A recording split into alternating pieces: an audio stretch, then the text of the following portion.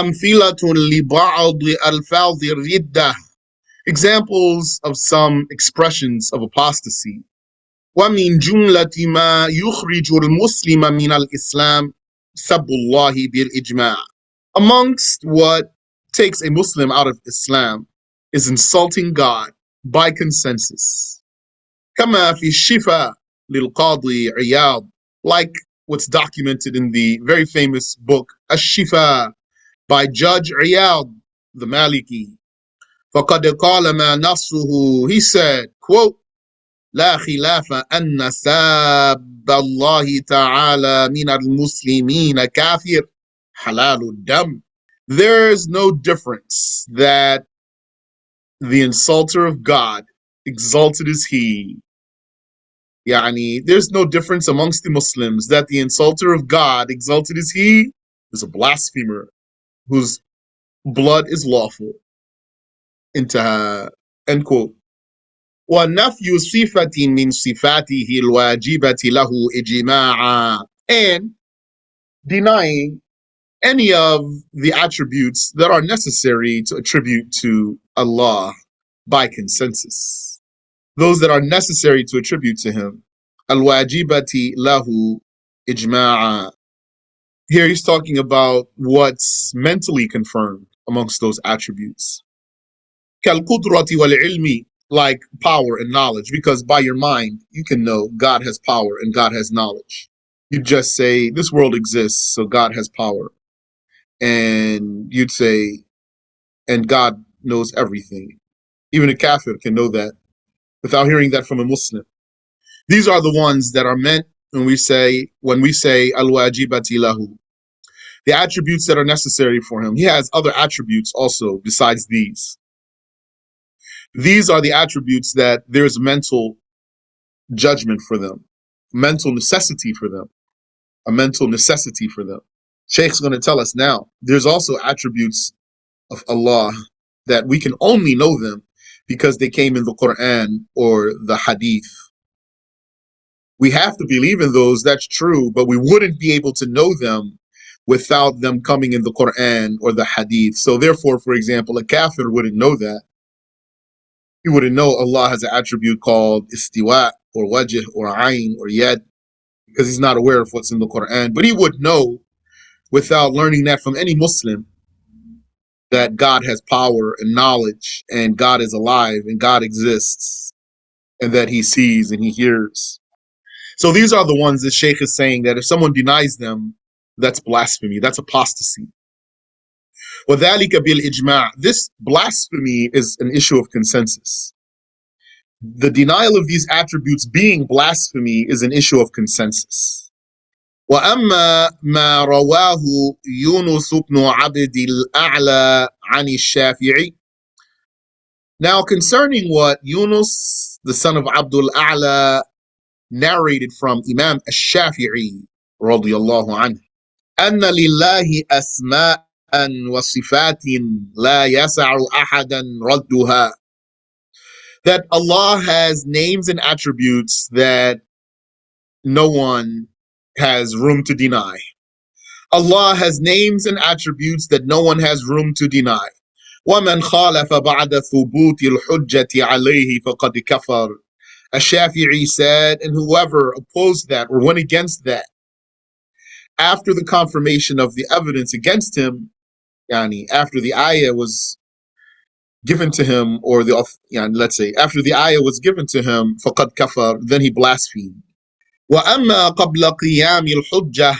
And as for before the establishment of the evidence against him, فَإِنَّهُ يُعْذَرُ, he would be excused, بِالْجَهْلِ, because of ignorance. By the ignorance he would be excused. Excused from what? Didn't we always say ignorance is not an excuse? Yes, ignorance is not an excuse. That has its place. Here, ignorance is an excuse for not falling into blasphemy. Here. And sometimes ignorance is not an excuse, you'll still fall into blasphemy. Ignorance is an excuse, he would be excused for his ignorance. From blasphemy in this case, because it's something he can't know by his mind. He can only know it by the Quran or the Sunnah. So he has to know it first. Yeah, and he has to get the proof for that first. So if he denied it before that, that's why he didn't blaspheme. And Ash-Shafi'i is going to say here, لأن علم ذلك لا يدرك بالعقل ولا الروية والفكر. Because the knowledge of that, we're talking here, as Sheikh's going to tell us, about attributes like yad and ayn and wajh and istiwa, the knowledge of that is not reached by intellect or thinking. There's no way, no matter how hard one thinks, that he can come to the conclusion to say God has yad or wajh or ayn. But he can, by very easy thinking or with no thinking, he would say God knows and God hears, for example. I knew that before I became a Muslim. I believed that God knew everything and that God could hear me if I were to speak to him, for example. And I didn't have mental proofs for that. فَمُرَادُهُ بِذَلِكَ, what Ash-Shafi'i meant by this, أَنَّ صِفَاتِ اللَّهِ قِسْمَانِ, is that the attributes of Allah are of two divisions. He said this excuse is only for the denial of the attributes that are not known by the mind, right? Not the denial of 13 attributes. Correct. You're welcome. فَمُرَادُهُ بِذَلِكَ, what Ash-Shafi'i meant by that, أَنَّ صِفَاتِ اللَّهِ قِسْمَانِ, is that the attributes of Allah are of two divisions. قِسْمٌ يُدْرَكُ ثُبُوتُهُ لِلَّهِ بِالْعَقْلِ. One division or category is attributes whose confirmation for God is realized by the mind, كَالصِّفَاتِ الثَّلَاثَ عَشْرَةِ, like the 13 attributes. القدرة والإرادة والسمع والبصر والعلم والكلام والحياة والوجود والقدم والوحدانية والمخالفة للحوادث والقيام بالنفس والبقاء. MashaAllah. Sheikh counted how many here? 1, 2, 3, 4, 5, 6, 7, 8, 9, 10, 11, 12, 13. This is the first time, and I just realized that is. So, the first time I realized seeing the Sheikh list the 13 attributes without starting with existence. All the different spots that I know where Sheikh mentioned the 13 attributes, he always starts with existence. Here he started with power. So he said, like the 13 attributes, power, will, hearing, sight, knowledge, speech, life, existence, eternality, oneness, being different from the creations, and being absolutely independent, and everlastingness. Those 13 attributes, you can reach them by your mind. You don't need the Quran to realize them, or the Sunnah, or someone to tell you. Don't forget what Imam Abu Hanifa said. He said a person would be accountable to believe in monotheism even without the message of a prophet. Not that he'd be accountable to believe in a prophet without the message of a prophet, but he'd be accountable to believe in God's oneness, even without the message of a prophet, because his mind can reach it. So you thought that's the Maturidis? The Maturidis take from Abu Hanifa. The Maturidi school is Abu Hanifa's school.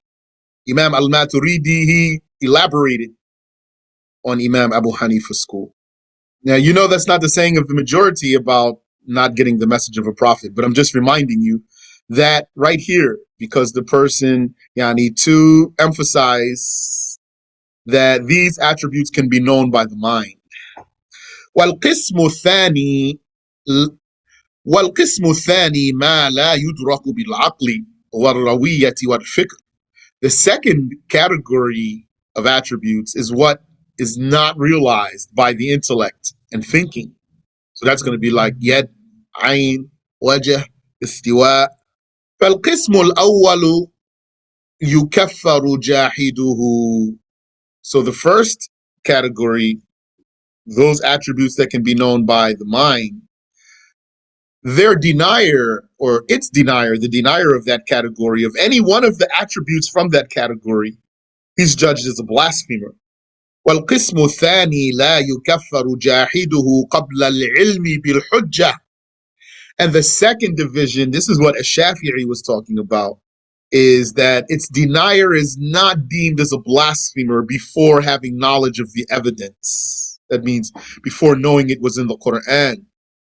لأنه يتعلق بالسمع, because these are linked to hearing in particular. Yani, Allah Ta'ala did reveal in the Quran attributes of His that cannot be known by the mind. And one of the wisdoms behind that is for us to submit and believe in what came. So there are attributes that we can know by our minds. So we're going to say, okay, existence, okay, I can think that through and see, yes. And oneness for God, yes. And God doesn't resemble anything, yes. All clear in my mind. Then there's also attributes like yad and ayn and wajh. So one would say, I have to believe in that? The answer is yes. Then someone might say, but no matter how hard I think about it, I can't find it in my mind. So the answer would be, doesn't matter. It came in the revelation. You're obligated to believe in it. هذا يتعلق بالسمع. These attributes, this category of attributes is related to hearing.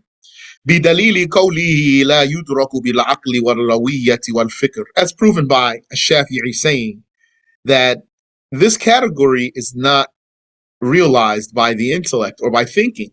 وليس مراد الشافعي بقوله يعذر بالجهل ما كان من تلك الصفات 13. And Shafi'i's intent by saying that one is excused for being ignorant is not those 13 attributes. فإنه يدرك ثبوته لله بالعقل والسمع. Indeed, those attributes are confirmed by the mind and the hearing. Yani, when we say the hearing, it means the Quran, the religious documentation. So we will find them in the Quran, just as we find our minds able to reach them, those 13. As for the other ones, they're just known by the sama', not by the mind and hearing. They're known only by the hearing. فَمَنْ جَهِلَ شَيْئًا مِنْهَا فَنَفَى. So anyone who was ignorant about any one of those, and thus denied it. Whoever was ignorant about any one of those 13 and thus denied it, فَلَا عُذْرَ لَهُ, he would not have an excuse. He wouldn't be able to say, I never saw it in the Quran, because his mind can still reach that. فَإِنَّهَا شَرْطٌ لِلْأُلُوهِيَّةِ. Indeed, those attributes are a condition of godhood.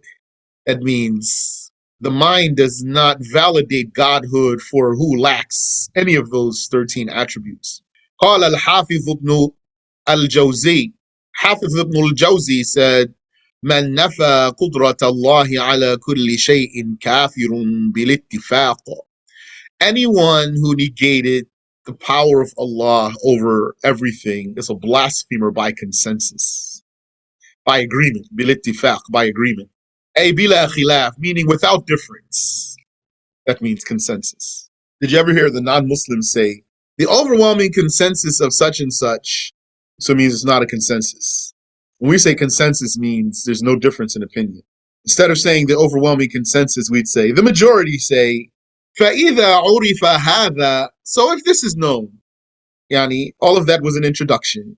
عُلِمَ فَسَادُ قَوْلِ بَعْضِ الْمُدَّعِينَ لِلْعِلْمِ إن الشافعي نفى الكفر عمن جهل صفات الله على وجه يشمل الجهل بقدرة الله على كل شيء والعلم بكل شيء.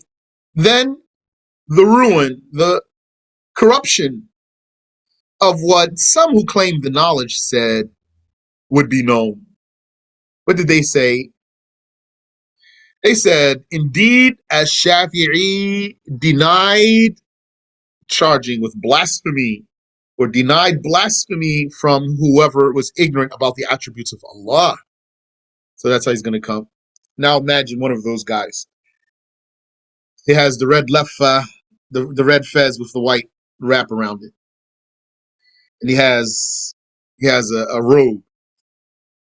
And then he says, Ash-Shafi'i denied the kufr of who was ignorant of the attributes. And then he'll bring you this quote. Because the quote of Ash-Shafi'i doesn't specify which attributes. So that's why all this talk is needed here. to clarify what did Ash-Shafi'i mean. They said Ash-Shafi'i denied the blasphemy of whoever was ignorant about the attributes of Allah in a way that his ignorance includes the power of Allah over everything and his knowledge about everything. That's what they would say. That Ash-Shafi'i was denying that who was ignorant that Allah has power over everything or that Allah knows everything. Ash-Shafi'i was denying that he is a kafir. Ash-Shafi'i saying he's not a kafir. وَسَائِرِ الصِّفَاتِ ثَلَاثَ عَشْرَةٍ and the rest of the 13 attributes besides power and knowledge. فَإِنَّ هَذَا تَخْلِيطٌ this is a mix-up. وَجَهْلٌ فَضِيعٌ and it's abominable ignorance. فَلَا يُهَوِّلَنَّكَ أيها الطالب للحق تمويه الجاهل الذي يزعم أن من جاحد قدرة الله على كل شيء وعلمه بكل شيء لا يكفر. So don't be intimidated, O seeker of the truth, by the camouflage of an ignoramus who claims that whoever denied God's power over everything or his knowledge about everything is not deemed a blasphemer. بل يكون معذورا إن كان جاهلا and that rather he would be excused if he's ignorant. فنص الشافعي يرد ما زعمه. The text, the documentation of Ash-Shafi'i refutes what he claimed. فإن كلام الشافعي يبين أن مراده الأسماء والصفات التي لا يستدل على ثبوتها لله بالعقل إلا بالنقل. For indeed, the talk of Ash-Shafi'i clarifies that his intent was the names and attributes that their confirmation is not proven by the intellect. That's what Ash-Shafi'i said. He just didn't list them or name them. They're only known by religious documentation, a naql. That's what Ash-Shafi'i said. So then some person who's ignorant about the aqidah, he doesn't know the attributes that have mental proofs and the attributes that don't have mental proofs, or he doesn't know the rules of blasphemy. Maybe he learned the Mukhtasar 20 years ago, and then he got mad and he went and he kicked rocks and sat with a group of haters. Then he would say a wrong saying. فإن العقل لو لم يرد نص بذلك يدرك ثبوت القدرة الشاملة لله. Indeed, the intellect, even had there not been a religious document that came about that, the intellect realizes the confirmation of inclusive power of God. All-inclusive power of God. All-inclusive means power over everything. Nothing is out of his power. وَالْعِلْمِ الشَّامِلِ and the all-inclusive knowledge of God. وَالْإِرَادَةِ الشَّامِلَةِ and the all-inclusive will of God. وَوُجُوبِ السَّمْعِ وَالْبَصَرِ لَهُ عَلَى مَا يَلِيقُ بِهِ and the necessity of hearing and sight for him with befitting explanation, not as senses. وَهَكَذَا بَقِيَّةُ الصِّفَاتِ الثَّلَاثَ عَشْرَةِ and like that are the rest of the 13 attributes. أَمَّا الْوَجْهُ وَالْيَدُ وَالْعَيْنُ وَنَحْوُهَا but concerning al-wajh and al-yad and al-ayn and the likes of those that we're not going to translate them. We're just going to say them as they came and we believe in them. That's what the old scholars meant when they said Amirruha kama ja'at bila kayf. Pass them on as they have come without modality, without giving them a how or a manner. That's what we're doing now. So you teach who comes after you. You say wajh and yad and ayn as they came. وَنَحْوُهَا and the rest of those مِمَّا وَرَدَ فِي النَّصِّ إِطْلَاقُهُ عَلَى اللَّهِ amongst those attributes whose usage for God, meaning they're being attributed to God, came as religious documents. على أنها صفات, with the meaning that they are attributes. لا جوارح, not organs. فإن ذلك لا يدرك بالعقل. Indeed, that is not realized by the intellect. ولنضرب لذلك مثلا. And let's give an example about that. شخص سمع إضافة اليد والعين إلى الله تعالى. Someone heard the attribution of yad and ayn to God, exalted is He. فأنكر, and then he denied it. لأنه لم يسمع بأن النص ورد بذلك, because he never heard that the religious documentation came as such. فإنه لا يكفر. This one indeed is not deemed a blasphemer. بل يعلم, rather he would be taught. أن هذا مما ورد به النص, that this is something that came in the religious text. فإن أنكر بعد علمه بورود النص في ذلك كفر. And then if he denies it after having knowledge of it coming in the religious documentation, he blasphemes. When we say after he knows that, it means not simply because you told him, means he has to be knowing that then. You might have told him that without showing him, and then he doesn't believe you, so you're still not going to call him a kafir. وَكَذَلِكَ مَنْ أَنْكَرَ أَنَّ الْمُؤْمِنَ مِنْ أَسْمَاءِ اللَّهِ. And likewise, whoever denied that al-mu'min is one of the names of God. لأنه لم يعلم في القرآن تسمية الله بذلك, because he didn't know that in the Quran God was named with that name, that God was designated with that name, meaning given that name, named with that name. فلا يكفر, this one would not blaspheme. بل يقال له هذا ورد شرعا تسميته, هذا ورد شرعا تسميته به. Rather, it would be said to him, religiously it did come that he was named as such. في قوله تعالى, in his saying, exalted is he, هو الله الذي لا إله إلا هو الملك القدوس السلام المؤمن. That's the 23rd ayah of Surah Al-Hashr.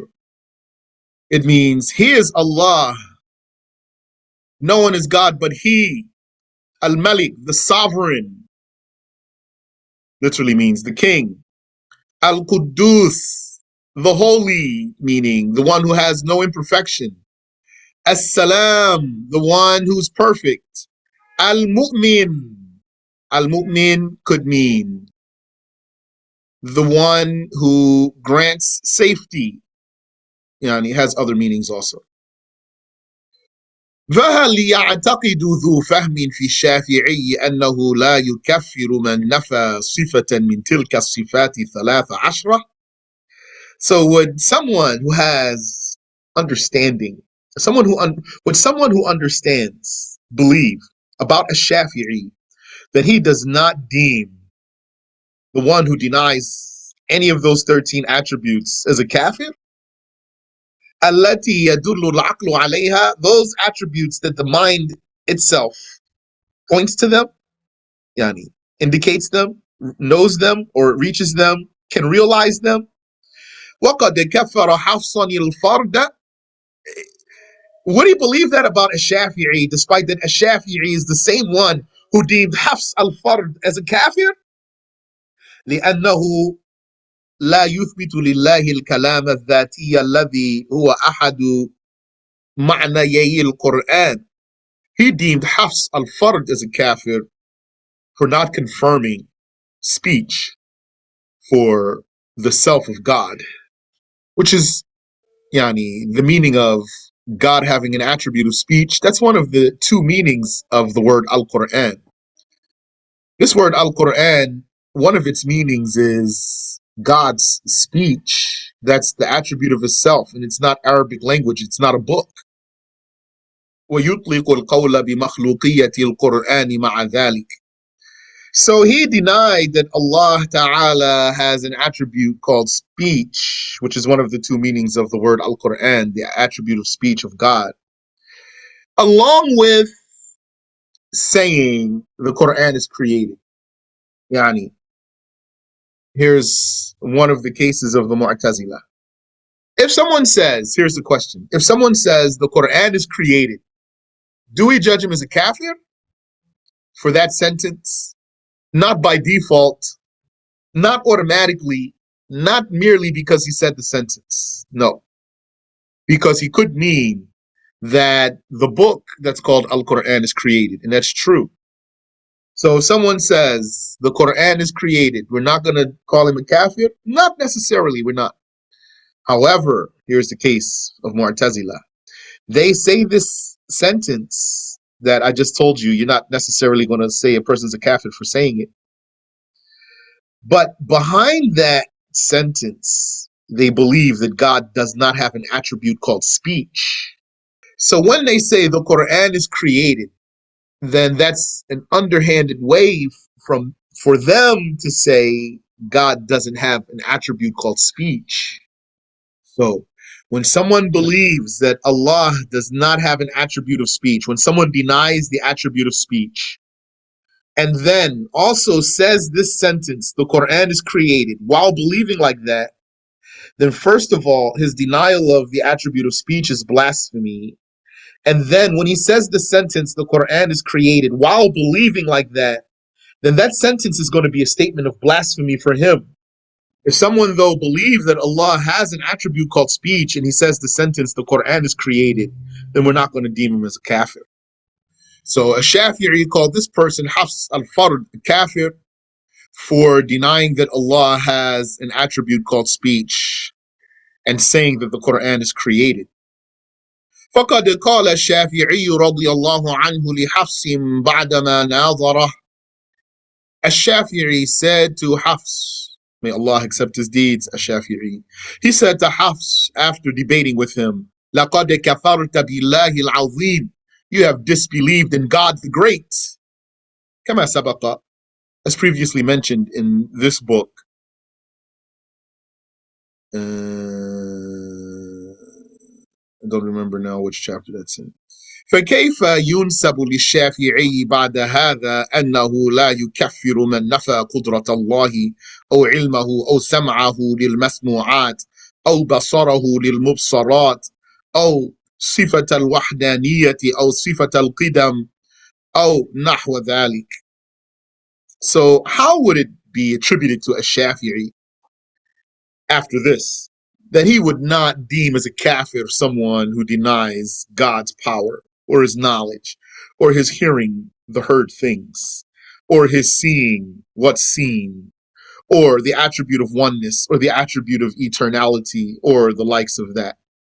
وأنه يقول إن كان جاهلا يعذر على وجه الإطلاق. And that a Shafi'i is saying that if the person were ignorant, then he's excused absolutely. وقد رد ابن الجوزي قول ابن قتيبة. And Ibn al-Jawzi, in the same topic here, he rejected what Ibn Qutaybah said. This is documented in Fath al-Bari. He said, قد يغلط في بعض الصفات قوم من المسلمين فلا يكفرون بذلك. He said some Muslim people might be mistaken about the attributes of God and then not be deemed as blasphemers for that. That's what Ibn Qutaybah said. What did Ibn al-Jawzi said? What did Ibn al-Jawzi say? جحده صفة القدرة كفر اتفاقا. His denial of the attribute of power is blasphemy by agreement. انتهى. يعني بذلك Ibn Qutaybah, when he said some people might be mistaken about some of the attributes, some Muslim people might be mistaken about some of the attributes, and then not deemed as blasphemers for that. So Ibn Qutaybah, what he meant was, يعني بذلك قصة الرجل الذي قال رسول الله صلى الله عليه وسلم فيه. By that he meant the story of the man about whom the Messenger of Allah sallallahu alayhi wasallam said, كان رجل يسرف على نفسه. There was a man who used to wrong himself, a major sinner, Muslim. فلما حضره الموت. So then when death came to him, قال لبنيه, he said to his sons, إذا أنا مت فأحرقوني. When I die, cremate me. And then pulverize me. ثم ذروني في الريح. And then scatter my ashes to the winds. فوالله لئن قدر الله علي ليعذبني عذابا ما عذبه أحدا. I swear to God, if Allah has power over me, He will indeed punish me. A punishment with which He has never punished anyone. As a Muslim. May Allah protect us. SubhanAllah. We will be disobeying Allah until it's time to die, and then, SubhanAllah, if you're not caught by surprise by death like this one, he wasn't caught by surprise, then now we're scared. حيث ظن ابن قتيبة أن هذا الرجل شك في قدرة الله عليه. Ibn Qutayba thought that this man doubted about Allah's power over him. That's what he understood when the man said, if Allah has power over me, He will torture me. So this man, Ibn Qutayba, understood from this that the man was doubting about whether Allah has power over him or not. The statement itself doesn't even have to mean that. And this one, he's strong in language, so that's a surprise. It looks like his weakness in Aqidah then. How someone who's strong in language would slip there must be then his weakness in Aqidah. He thought that this man was doubting about the power of Allah over him. قال ابن الجوزي. Ibn al-Jawzi said, جحده صفة القدرة كفر اتفاقا. His denial of the attribute of power is blasphemy by consensus. And now who does this pronoun go back to? His denial. And he may be here. I can just translate now in a general way. One's denial of the attribute of power is blasphemy by consensus. وإنما معنى قوله لئن قدر الله علي أي ضيق. And merely the meaning of his saying, if Allah has power over me, is if Allah makes my situation tight on me. فهي كقوله تعالى ومن قدر عليه رزقه. Then that would be like what came in the Quran in the 7th verse of Surah Al-Talaq. Anyone whose sustenance was tightened on him, قدر عليه أي ضيق. His sustenance was tightened on him. So same thing. لئن قدر الله علي أي ضيق علي. If He makes it tight on me, يعني, if He punishes me, if He inconveniences me. وأما قوله لعلي أضل الله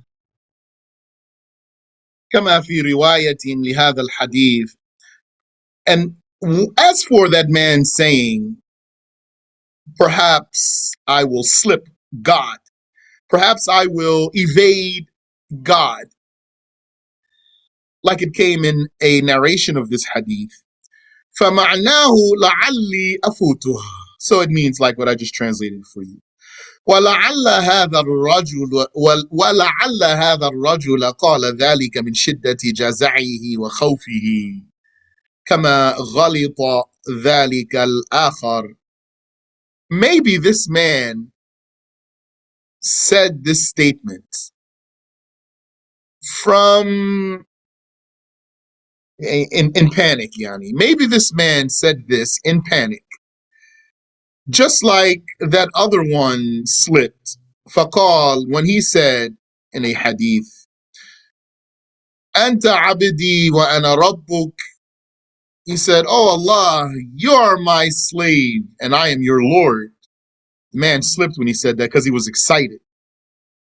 He was so excited because he was in the desert and he lost his animal. So he sat under a tree and waited to die. And then he looked up and behold, his animal was there. So he was so excited. He said, Anta abdi wa ana rabbuk. You're my slave and I'm your Lord. He meant to say it the other way. So one explanation offered for this man's statement, according to a narration, he said, La'alli adallullah. Perhaps I will evade God. He's saying, maybe I'll escape the torture if you do this for me. So it's saying here, perhaps this man, when he said that, he was like, he said that out of panic, like that one who also slipped when he said something out of excitement. أو يكون قوله لئن قدر علي بتشديد الدال. And it's possible that when this man said this statement, that really there's a shadda there.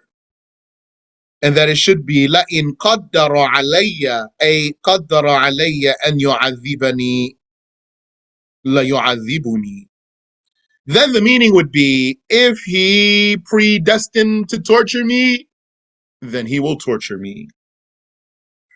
This man was a grave robber. He was a grave robber, major sinner. قال الحافظ ابن حجر, Hafiz ibn Hajar said, وأظهر الأقوال أنه قال ذلك في حال دهشته.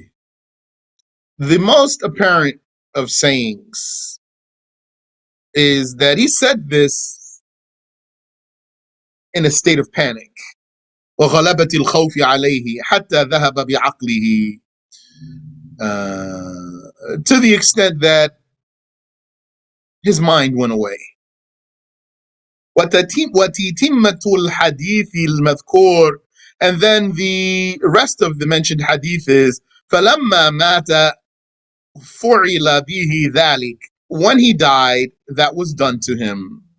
فأمر الله الأرض فقال اجمعي ما فيك منه. And so Allah commanded the earth and said, gather what you have of him. ففعلت. And so the earth did so. فإذا هو قائم. And behold, he was standing. فقال ما حملك على ما صنعت. And then it was said to him, what made you do that? What made you do what you did? قال يا ربي خشيتك. He said, my Lord, the fear of you. فغفر له. And so he was forgiven. والحديث أخرجه البخاري وغيره. This hadith was reported by Al-Bukhari and others. وأخرجه ابن حبان بلفظ توفي رجل كان نباشا فقال لولده أحرقوني. And Ibn Hibban produced this hadith according to the expression, a man who was a grave robber died. So he was dying. And he said to his sons, cremate me into her. End quote. He said, is the question, what made you do that, in reference to the sins he used to commit or the statement he said about escaping the punishment of Allah? It's in reference to him being cremated, telling his sons to cremate him. وقال النووي. النووي said, اختلف العلماء في تأويل هذا الحديث. The scholars differed about the meaning of this hadith. فقال الطائفة, a group said, لا يصح حمل هذا على أنه أراد نفي قدرة الله. It is not valid to explain this as the man denying God's power. فإن الشاك في قدرة الله تعالى كافر. For indeed, whoever doubts about God's power is a blasphemer. This is a Nawawi. وقد قال في آخر الحديث إنه إنما فعل هذا من خشية الله تعالى. And he said in the end of the hadith that merely what motivated him to do this was his fear of God. Exalted is he. وَالْكَافِرُ لَا يَخْشَى اللَّهَ تَعَالَى. And the blasphemer does not fear God. وَلَا يُغْفَرُ لَهُ. And the blasphemer shall not be forgiven. So, yani, there's proof in the hadith that the man was not a blasphemer. So there's no way to explain this hadith to mean that the man did blasphemy. قال هؤلاء فيكون له تأويلان. Those said this would then have two ways of explanation. أحدهما أن معناه لئن قدر علي العذاب أي قضاه يقال منه قدر بالتخفيف وقدر بالتشديد بمعنى واحد. One of those two explanations would be that the man was saying, if Allah predestined to punish me, meaning if he decreed that, you can say in Arabic qadara without a shadda on the dal, and you could say qaddara with a shadda on the dal. That's the one that's clear though. If that shadda is there, then that's very clear. It means he destined. But without a shadda there, qadara, then that meaning, like qaddara, is not as clear. But An-Nawawi is clarifying here that you could, though. You could say qadara with the meaning of qaddara, they would have the same meaning. And then that's a valid way to explain this hadith. That it means if Allah destined, decreed to punish me, then he will punish me.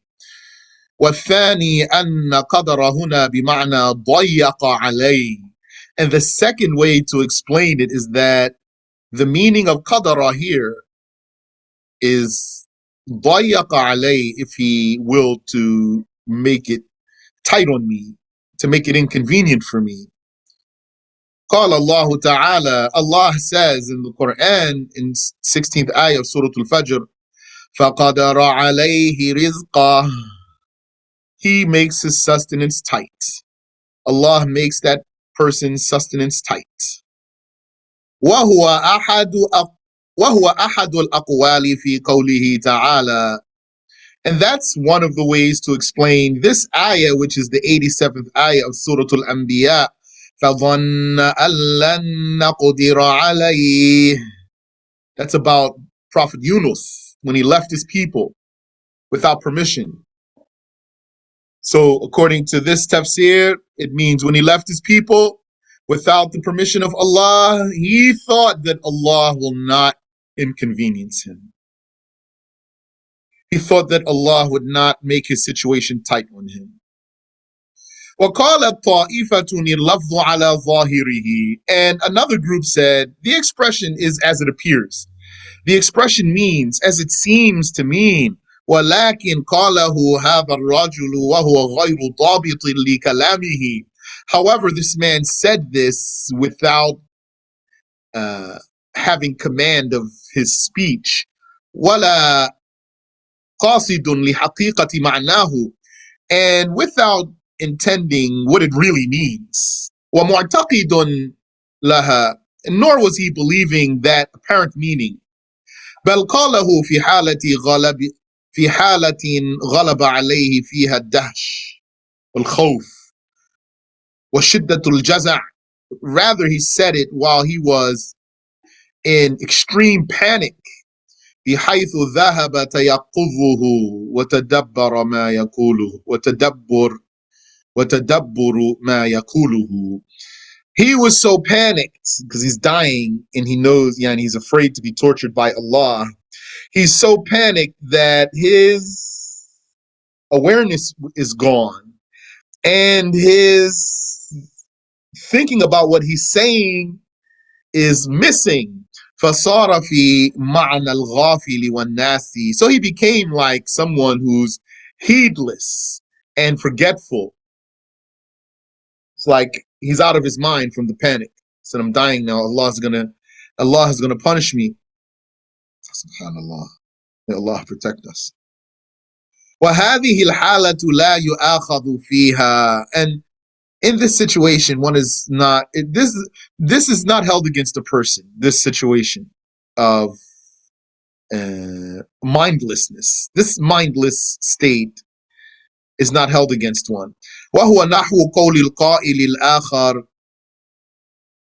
الذي غلب عليه الفرح حين وجد راحلته أنت عبدي وأنا ربك. It's like that other one who was so excited when he found his ride in the middle of the desert, so he then had hope to live, to survive. So he said in excitement, "You're my slave and I'm your Lord, O Allah." فلم يكفر بذلك الدهش والغلبة والسهو. He didn't blaspheme while having this uh, being dazzled in this, while he was so dazzled and overcome and forgetful. انتهى كلام النووي. That's the end of the talk of النووي. فإذا عرف هذا علم أنه لا يعذر أحد في نفي القدرة عن الله. So if this is known, then it is known that no one is excused for denying God's power. ونحوها, or any of the other attributes من صفاته بسبب الجهل, because of ignorance. مهما بلغ الجهل بصاحبه, regardless of how ignorant that ignoramus is. وكن على ذكر واستحضار لنقل ابن الجوزي الإجماع. And always keep in mind Ibn al-Jawzi's documentation, his logging of the consensus. والشافعي يجل مقامه عن أن يخرج من الإجماع. And as for Ash-Shafi'i, his status is better than, higher than, yani, it wouldn't be the case of someone like him that he would depart the consensus, especially here in an issue like this. Wallahu a'lam, Allah knows best. We'll stop there. Do you have any question I can answer for you?